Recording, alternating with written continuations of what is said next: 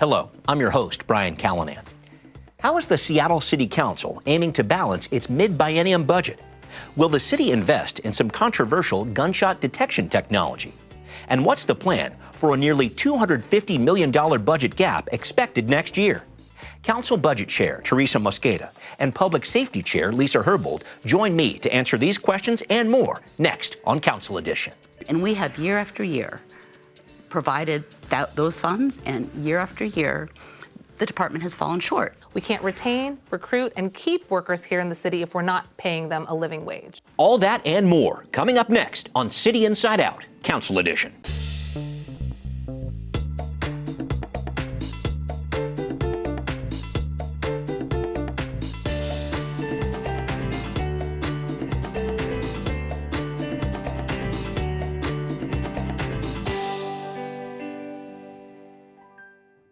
And here they are, the Council's Budget Committee Chair, Councilmember Teresa Mosqueda. How you doing? I'm good. Thanks for having us. Hanging in there. I know that. You're very busy right now. Also, the Council's Public Safety Chair, Councilmember Lisa Herbold. How are you? I'm doing all right. Thank you. All right. Thank you. And I know it is very busy. I really do appreciate both of you being here. Councilmember Mosqueda, I want to start with you and break down the balancing package you've been working on after getting the mayor's $7.8 billion budget proposal. There's one key point here with the jumpstart tax, folks. I'm going to try to break down here. This is the payroll tax on big businesses, and I want to clarify this. So the mayor had a plan to broaden the use, I would say, of this tax revenue, use it for other things. Your balancing plan, as I see it, pulls some of that money back towards the original goals for Jumpstart for things like affordable housing, the Green New Deal. Give us the big picture look at what's going on with Jumpstart, if you could, and your priorities for the budget process. Well, I want to start where there's common ground. Okay. I appreciate that the mayor identified that the council was probably also interested in human service provider wages and child care investments and standing up the social housing initiative that just passed earlier this year. He had suggested using Jumpstart flexible funds, as they were called, or in the administration category, using those funds to invest in those areas. While those are important areas that I think the city universally wants to invest in, they're not part of the existing codified spend plan for Jumpstart. And instead of weighing into a policy change at this juncture in the budget process, we realigned those investments to come from general fund. To the tune of about $20 million, we've made realignments, both with moving things out of the flexible administrative fund and back into Jumpstart, or back into the general fund, but also rebuilding some of the reductions that were proposed in Jumpstart housing and economic resilience. And thanks to better than anticipated revenue projections that just were released this month, we were able to fully build back some of the proposed reductions and also invest where the mayor had suggested using Jumpstart. So that is where I think we have common ground. The desire for those investments, but really realigning Jumpstart at this juncture to stay focused on what the spend plan includes. Thank you very much for breaking that down for us. Councilmember Herbold, I want to talk about some of your budget recommendations. They include funding for gun violence prevention, implementing the app-based workers' rights ordinance, increasing wages for human services workers, which Councilmember Mosqueda mentioned here. If you want to dive into some of those priorities, please do that briefly, but I'm hoping you can also give me that broader view of what your goals are during this budget session, too. Sure. As the Council Budget Committee's co-chair, I'm so lucky to be able to work with a budget chair with whom I share a lot of values. And I think that results in a great partnership and a great return to address our common goals for a city that is leading with compassion. We're funding people and their needs, and we're also working on investments that make our city a safer city. The human services workers' wage equity investments, I want to thank the mayor for including a down payment on addressing what we call the wage penalty. The wage penalty is the percentage of income somebody gets when they leave the care work. They get an increase of a 7% pay bump. And we want to close that gap so people stay in these jobs. And so this budget has a down payment in alignment with a council resolution that we passed a couple months ago to begin working on addressing that pay penalty. It's 2%, and I really appreciate that the budget chair worked to realign the funding, not using the payroll tax, because the payroll tax fluctuates from year to year, and we want a sustainable fund source for those moving forward. Also really grateful for the public safety investments that this budget, the chair's package includes, including investments for frontline workers who are doing violence disruption work to address their mental health needs associated with the trauma of doing this work, interrupting shootings, helping the victims and the family members of these shootings, and then also funding successful evidence-based gun prevention programs like the program at Harborview that I've talked about here before. We're recording the show after the time that the first public hearing happened, and a lot of different input came in then, but this is right before you're really working through a lot of the amendments that I know the council members are sending your way. Is there a ton that you're wrestling with? Is there a lot of disagreement among the council? How would you describe what's going on right now? Well, we received the mayor's proposed budget for 2024 about a month ago. At the end of September, we received that proposed budget.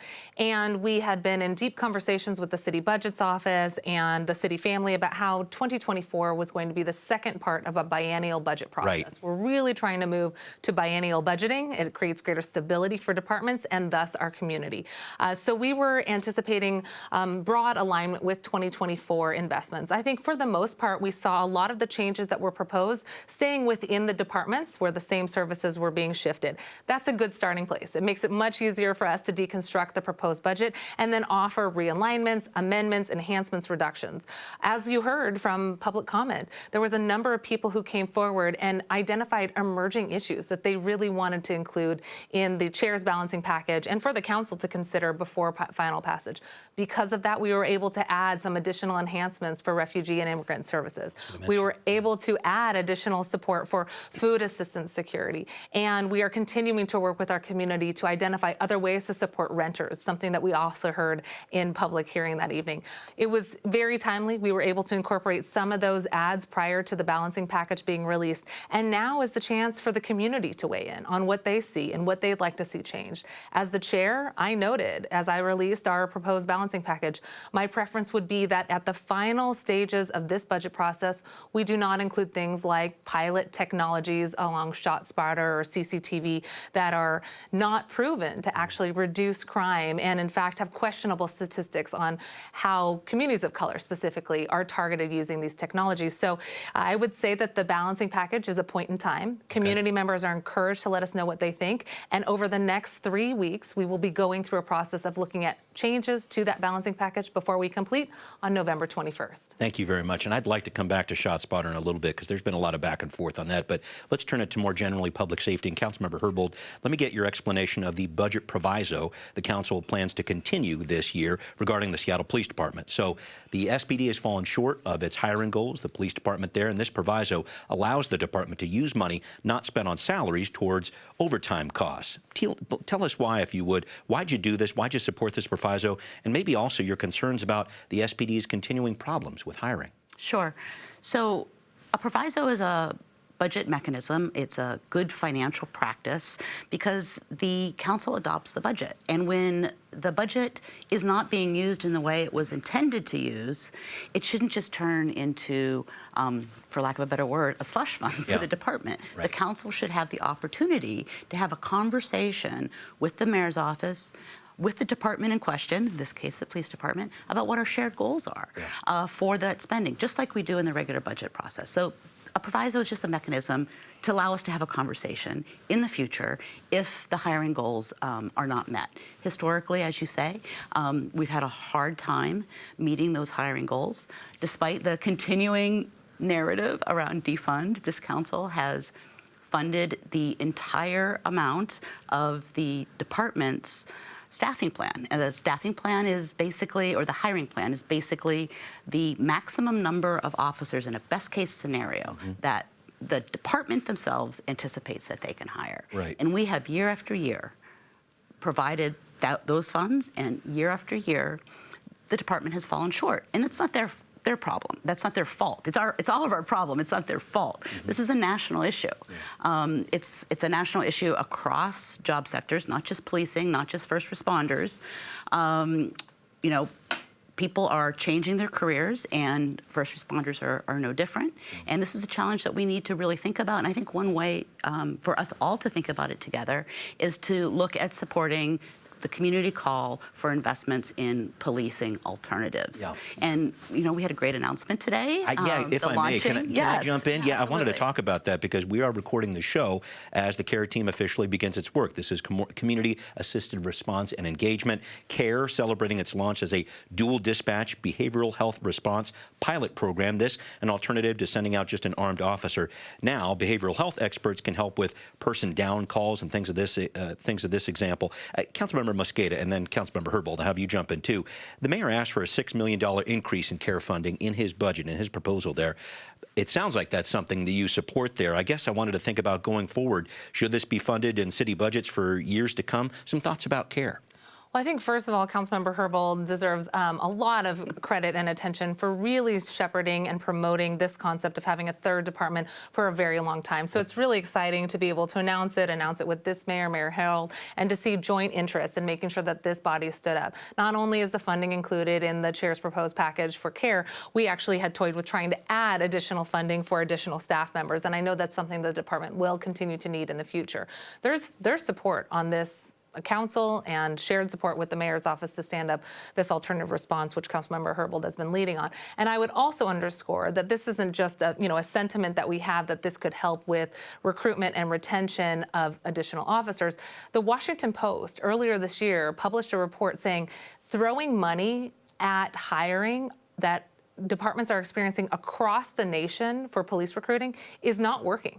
Just adding additional funds is not the solution. Trying to recruit officers from other jurisdictions is not a sustainable solution. And the Washington Post went on to say, perhaps what is needed is rethinking about what we're asking officers to do.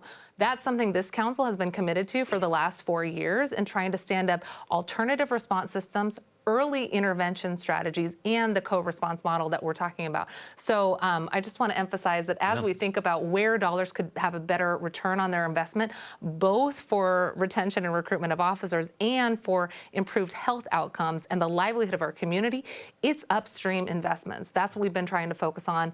And if I might, what we tried to do in 2020 was to actually do good governance and transparency around budgeting. That is where we learned that there was $40 million that was rolling over year in the Seattle Police Department that was going towards staffing, but it was known from the chief and the department and the mayor that there was no way they could ever use that $40 million. So what we tried to do was shift some of that funds into other upstream solutions. And what did you see last year from Mayor Herbold? He did the exact same thing. Of that $40 million, he reallocated $20 million into the general fund. Now what we see is those dollars were not needed for SPD. In fact, the positions that were abrogated that were associated with that $20 million, we're not even near needing those number of positions within the department still. So it's good governance, it's transparent budgeting, and it's actually a better return on our investment to shift unused dollars in a department, including in the police department, into upstream solutions. Thank you for that, and that was an important add-on there. But Councilmember Herbold, can I shift it back to CARE? I did want to ask about this alternative here to 911. How do you measure its success? I know you're always into data. The council is, the mayor is too. How do you measure the success of a program like this? So I just want to put the program itself within the larger context of what we're now calling the CARE department. The council in 2020 passed legislation. We named it at the time, and it has been the Community Safety and Communication Center. Right. But in that legislation, we defined a vision for that department. And that department was not only going to hold the 911 operators, but it was also going to hold the community response alternative team that was launched today. But the larger vision is to also bring over some of our other community-based human services / public safety investments. The kinds of programs that are currently housed in the Safe and Thriving Communities section of the Human Services Department. Okay. So we're going to bring, that's the vision that the mayor shares, bringing those programs also over to the CARE department. And this is a really, I think, exciting, fantastic vision for the department.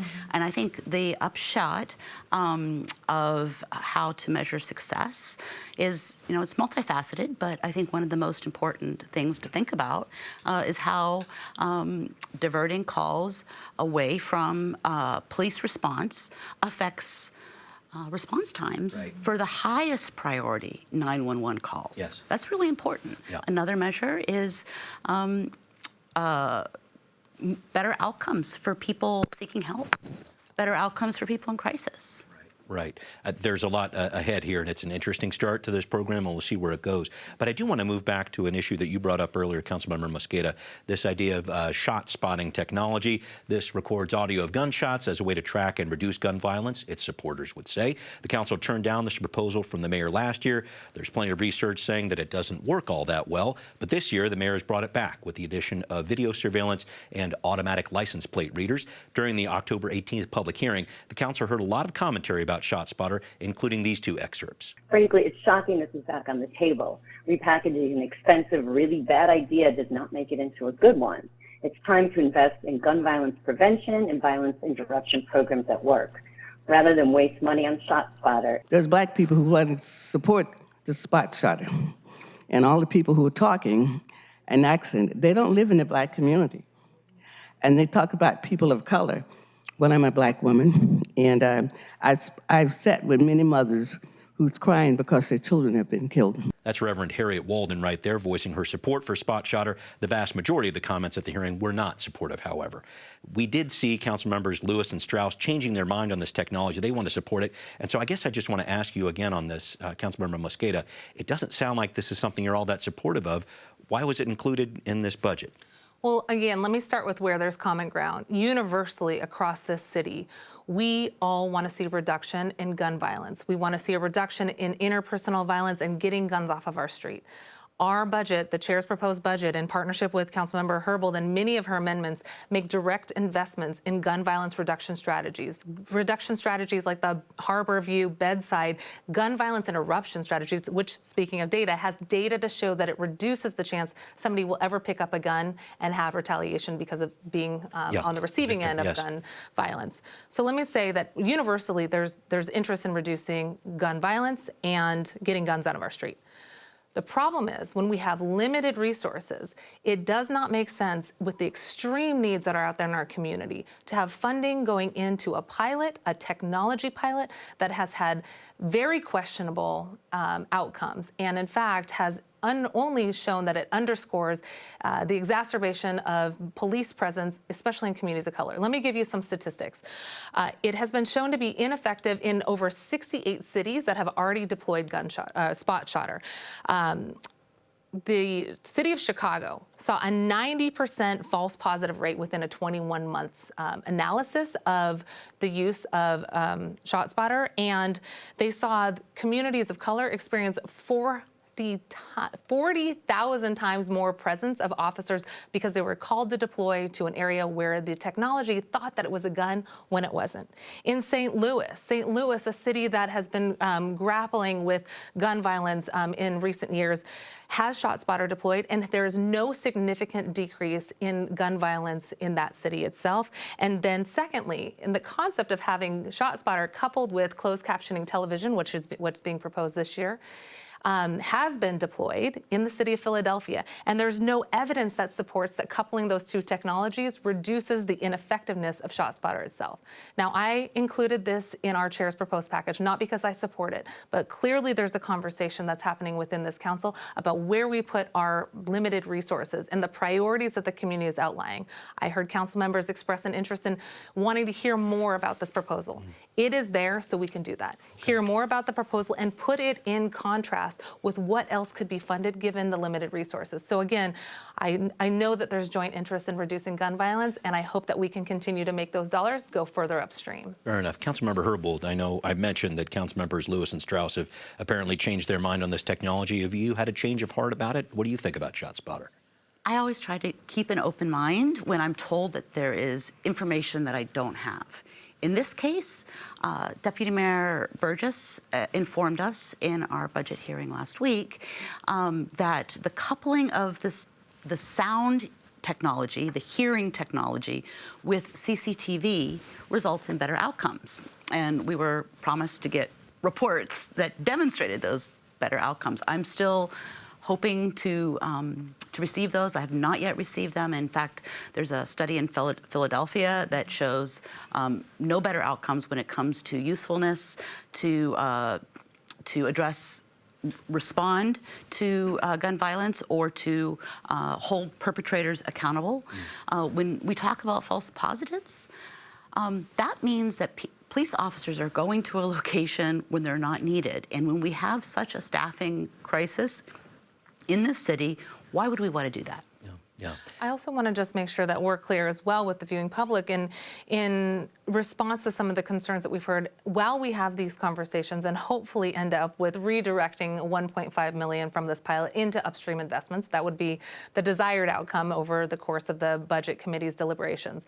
But we have included proviso to say that the spending of any funds on this concept is going to be prohibited until a racial equity toolkit analysis can be completed by geographic location and until the ordinance is actually passed. We do not have the statutory ability to actually implement the technology that's being described. It is not in compliance with our law of the City of Seattle to deploy this. So again, as budget chair, trying to make decisions about where to put limited resources, putting funding into something that doesn't have the statutory ability to deploy doesn't also make a lot of sense. Thank you. I know there's a lot of concerns about surveillance with that in particular. I want to jump away from the budget briefly to stay with the public safety lane here, if I could, something that's had some recent headlines as well. Seattle's new drug possession and public drug use law went into effect on October 20th, which makes those offenses gross misdemeanors in the city of Seattle.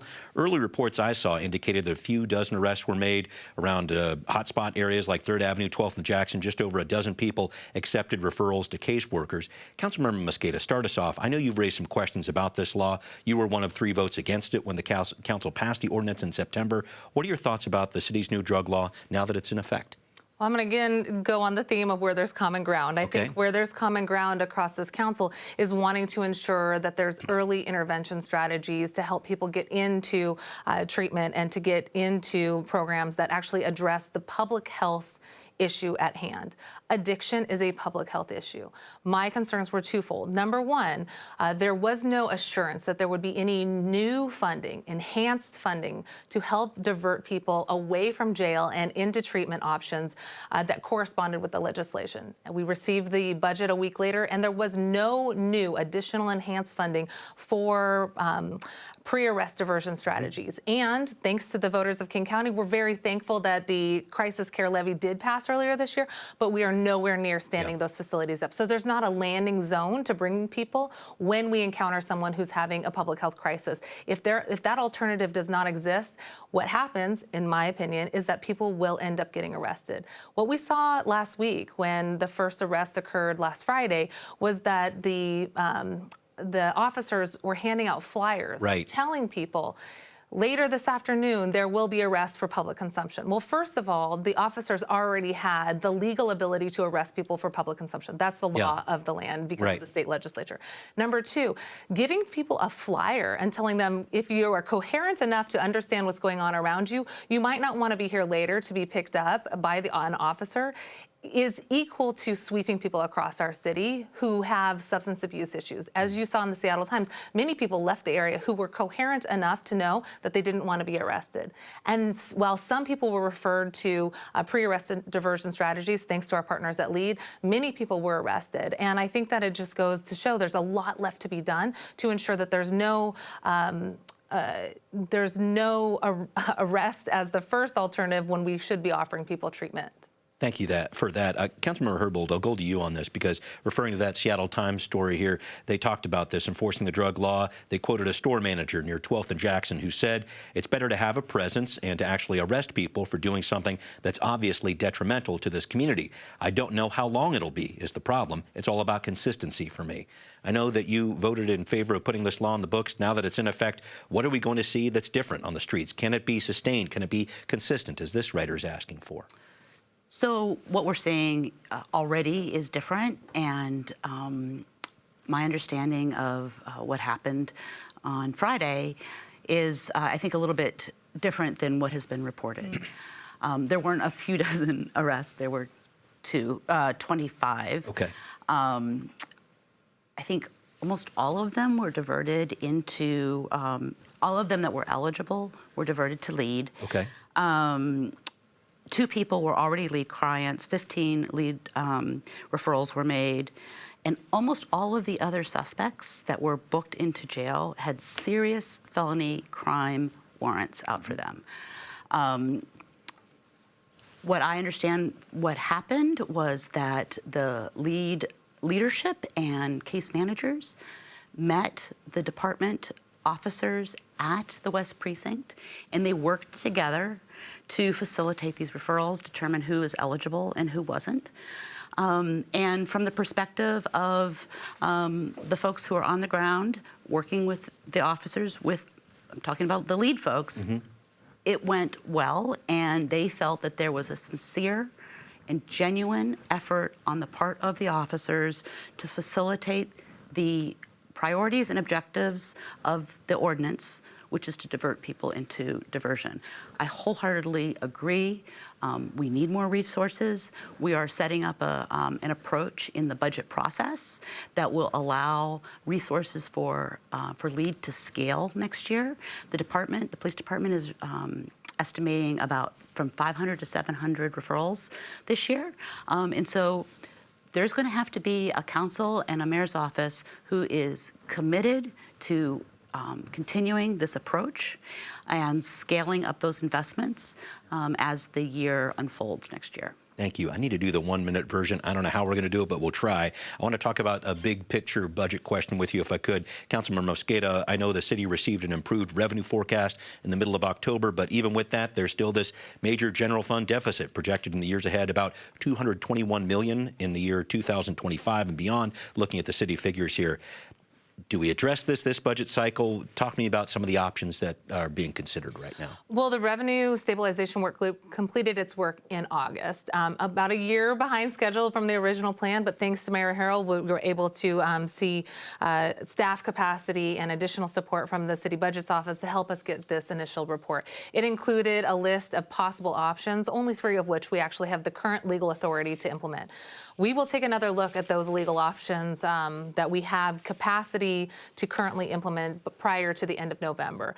I would say that it's going to take a lot more work to identify additional revenue tools to close that gap. And that's where we're going to need the state legislature to help us with additional tools like a progressive real estate excise tax, possibly even a vacancy tax. Give us additional tools because we cannot close it alone with those tools that were identified in the initial report. Thank you. Councilmember Herbold, I know a lot of candidates for council races are saying we need a better audit of city spending before we talk about any new revenue. I just want to make sure I bring this up as we try to wrap up here. This budget gap, looking at it going forward. I think there needs to be more information to the public about what the source of the gap is, or what the driver of the gap is. The driver is our need to fairly pay our workforce. We have estimates that 85% of the 5-year increase in general fund costs to the city are all about those increased costs associated with worker wages. So it's not that the city is spending frivolously or on things that are unimportant. It's that the costs of doing business, just like our household costs at home, are going up. And the revenue to pay for those costs is not keeping up. And just to add to what Councilmember Herbold has said, it's supply and demand. For any person who runs a business, they know you need to respond to increased demand. This population in Seattle has grown by 21% in the last decade. Last year in 2022, Seattle was the largest city to experience the most growth last year. So we have staff that have to respond to those needs. We have programs, we have services for elders, for kiddos, for working families, for small businesses. We have to respond to that demand. How we do that is investment in workers. We can't retain, recruit, and keep workers here in the city if we're not paying them a living wage. Thank you both. That's all the time we have for now, and we will be back next time on Council Edition.